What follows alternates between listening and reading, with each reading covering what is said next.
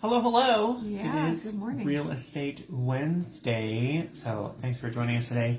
If you read the title, you can see we were thinking about, we work with a lot of first-time home buyers and just buyers getting their feet wet and they're getting into the market. And these are some of the things that we see come up in, when we're out showing them houses and they're like, wow, would have never thought of that.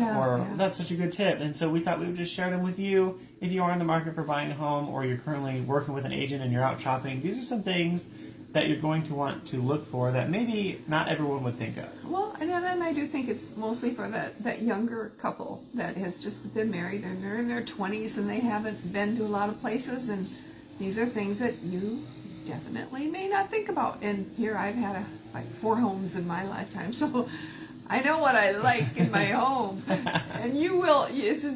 I can't tell you what you'll like, but I can tell you what to look for. Definitely. So the first one on the list that Mom brought up earlier is, which way does the house face? Yeah, and the reason I think of that is because I know that in Oklahoma, when your home faces the south, that is the friendly side because it's good all year round. It's good in the winter and it's good in the summer. But for me, I like sunrises and sunsets, so it matters to me if my patio is on the front or the east or the west side of the house. So that's what I'm looking for.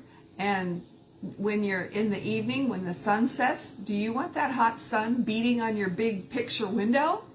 It's Not hot. me. I don't want that hot sun beating on my picture window, so I don't want the front of my house to face west. Or where the big living room is, or big picture room. Exactly. Our yard guy's outside, so hopefully it's not too loud. But so roof type will be the next one. So flat roofs. Everyone likes a flat roof because they're super modern, right? Well, something to note: they have gotten better over the years, but they do tend to be more prone to leaking. So not that it's a bad roof, but it's something to be aware of. Get up in your attic once in a while if you are buying a house that's flat roof and make sure nothing is leaking. Go up there, look for those signs of leakage and get it taken care of and addressed. And that does come through the home inspector. He usually catches leakage. Oh yeah, but I'm just talking about like after the fact though. If you're going to own a home that has a flat roof, oh right, it's an extra step that they tend to leak more than roofs that aren't completely flat. Well, and then you get a big load of snow, which we don't get often in Oklahoma, but it does happen. Yeah, and it's a heavy snow because it's a little bit warmer down here. Right. So your other roof types too, in Oklahoma you will see some tile roofs around, which is, the Mexican orange clay tile roofs. Clay tiles. I've never really heard anything bad about those, but they are kind of a niche product because there's not that many of them. So you might have more expenses if you had to have some sort of roof work done. Right. But they are basically indestructible, so I'm told. And even, I'm surprised too. I've heard that they stay really well in high winds, which amazes me. I mean, they have been known to blow off, but it takes quite an intensive They're pretty heavy duty. Wind. You do get some metal roofs in Oklahoma, which are basically indestructible too, very popular in the more rural communities. You can't always have a metal roof in town because there's covenants and restrictions against that in some neighborhoods.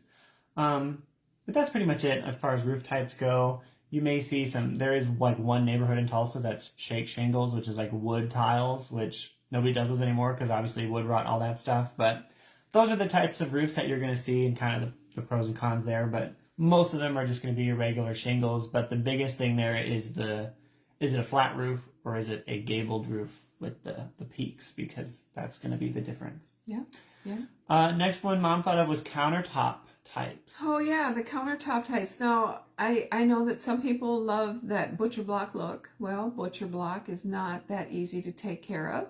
And you can't sanitize it like you can, like say granite or even, like quartz. Quartz. What's the linoleum or not linoleum? I'm thinking of the laminate. Laminate. Those are easy to clean and everything. What I think about too is just how durable are they? When you got granite, you can just about do anything on granite. I mean, we can do crafts on granite. You can set hot things on granite. Of course, it depends on the kind of granite you have. Me, I'm careful about every surface. But it's just something to consider. Yeah. What do you do in your lifetime? Butcher block is not a stone countertop, right? So granite quartz, those are stone countertops. And if you have butcher block, if you set a hot pan on it, it's going to leave a scorch mark. Other things like Mom was mentioning, you can't sanitize it. So like you're not going to want to cut chicken or meat or anything on a butcher block counter because you can't fully get that meat juices back out of the butcher block counter because the wood kind of absorbs those. They're very pretty and they're very trendy, but just know that if you have them, they are a little bit more maintenance than your granite or quartz counters. Corian counters, those are also another great option if you see those. I think they're coming back in some houses.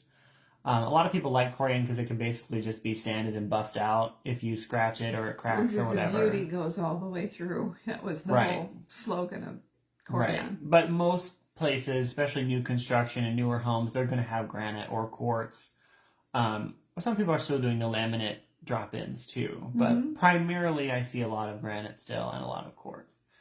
The next one would be drainage. So when you're out there looking at houses, if it's raining, go when it's raining because a lot of people don't like to go in the rain, but when it's raining, you can see, is water pooling by the house? Is it just flooding my yard? Some houses will back up to like a hill, basically, terrace. And if all that water is running right to your house, that could lead to foundation problems and lots more issues. So you want to make sure that there is precautions in place, or not precautions, but the rain gutters, French drains, whatever it is to get the water away from the house.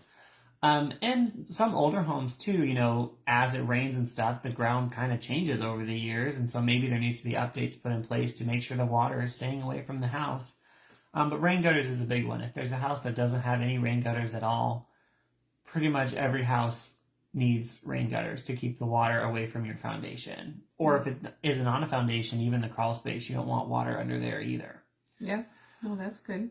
You talked about fence. Well, it's just, you got to think, are you going to have a dog?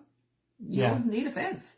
So, depending on what materials you use, the size of your yard, do the neighbors have a partial fence? Whatever. You got to consider all of that. Yeah, so just consider the cost of it. If you're going into a house and you're like, well, this needs to be fenced, you should factor that into, what you're willing to pay for that house and all of that, because you don't want to move in and then not be able to pay to fence your yard. But then also with fences, you got to make sure to check your covenants. If it's in an HOA or anything like that, they a lot of times will have specific fence types that have to be used. I want to say too, though, if you work with us, we're going to be looking at all that stuff for you, and we're going to be telling you if the HOA will let you have it or not, and all those things are what good realtors do. Exactly. And then also, if you're buying new construction too, note that usually the fence is not included in that. A lot of times when you're buying new construction, you'll see the model, and the model's all pretty, and it has blinds and it has all these things that are actually upgrades. So it's added on to the base price of whatever model you buy. And we also help with new build. We do. Absolutely. What's the next one? Driving the neighborhood at night. That's a big one. That is a good one. Yeah, I like that one a lot because you just want to drive through at night. You want to hear the sounds of the neighborhood. You want to hear, is it by a highway? And you're going to hear that traffic flow. I don't know, what other things. There's just, you just can listen. Drive with your windows down. Are the dogs barking? Yeah. What's going on in your neighborhood? And go on the weekend. Is they're having a party? Then you might want to talk to the neighbors. I like that idea.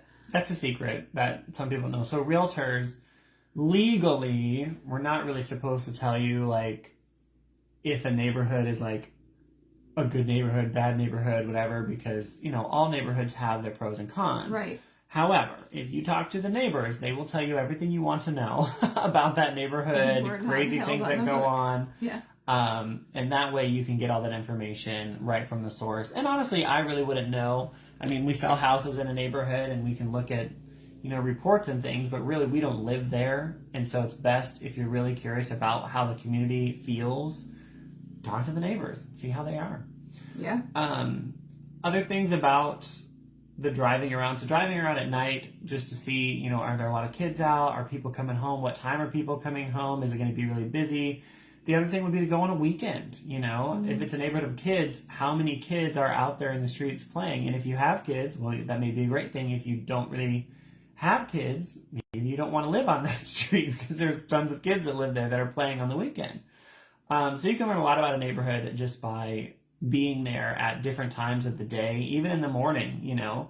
What's it look like when all the kids are getting on the bus? Where is the bus pickup point? Where is, where's the school? How is the traffic getting out of the neighborhood? Some neighborhoods only have one way in and one way out. And that is another point I like to look at. Is there 2 ways out of that neighborhood, 3 ways, or is it just 1 way? So it depends on what you want. I personally like more than 1 way. Well, definitely. Well, because if there was ever, crisis and everyone had to leave, but also just to help with traffic. So it's like there's one neighborhood in Tulsa called Shadow Ridge, Shadow Ridge, which I love the neighborhood, but there is only 1 way in and 1 way out, and there's about 400 or something houses in there. So in the morning, sometimes it can get a little bit congested because everybody's leaving for work out the same way. Right. So just something to note. Another thing it's not on our list, and I thought about it, is Google Earth or maps, where you can have an overview. How close is the nearest, say, bar? Yeah. Do you want to live close to a bar? I don't know. Think about your location of your home. Where is it located? What are the resources and activities that you like to do?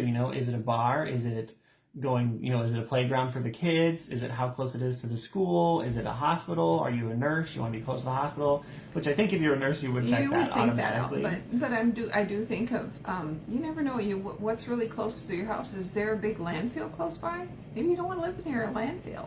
Right. So it's something to think about.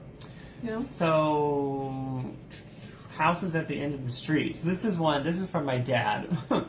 He always talks about this. So if you're on a T in the road, and the road coming in, and your house is right at the end of the T before it splits off, well, that means every time at night, if there's nothing blocking it, you're getting all the cars' headlights shining right into your living room. Especially, most people there's a window in the front of the house that shines into the living room in most houses. So that could be a little bit annoying. Also, there has been some accidents reported over the past where a drunk driver didn't pay attention, jumped the curb, and went right into their house. So it's just something to know. That can be prevented with just having a tree there or something. But if send them in a tree, it's something to think about that most people wouldn't think about. Even on a corner house, although I like a corner lot, but sometimes on a corner lot you've got somebody that comes up on the curb and hits your house. It happens. So that's something to consider. Not that happens every day, but that's a thought. Yeah. And then the last one we had was just older trees.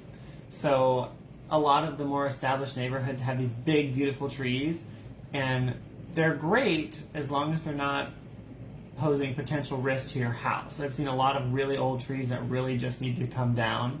They've gotten too big. They've been there for 20, 30 years. They were great, but now they've either gotten out of control and they weren't being maintained or pruned, and so these branches are huge limbs hanging over the houses in some of these neighborhoods. Where it is Oklahoma, so if you're buying a home in Oklahoma, we get a lot of high winds here, and if that limb was to come down, that's a lot of property damage. So that's really it with the trees. And I know you'd also want to look at, the health of the tree. So even if the tree is old and big, it doesn't mean it has to come down. But if it's looking a little brittle and not very green, and it's funny too. Those little. I used to think when I moved to the south, probably 30 years ago now.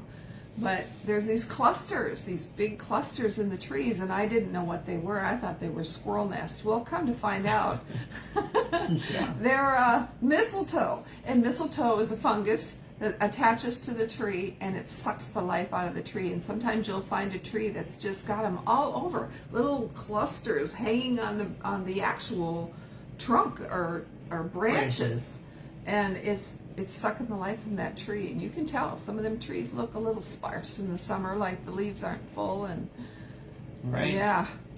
so we get a lot of that. I mean, there's so many other go into pesticides and all that things, and the weird bugs that we get in Oklahoma that hurt your trees. But just take note of the tree. Does it look like it's pretty healthy, and are there any branches hanging over your house? Because a lot of times, you will have your inspections, and sometimes the seller might be willing to handle that, but most times they're not, because, they've lived with it that long, they're fine with it, they're not going to fix it.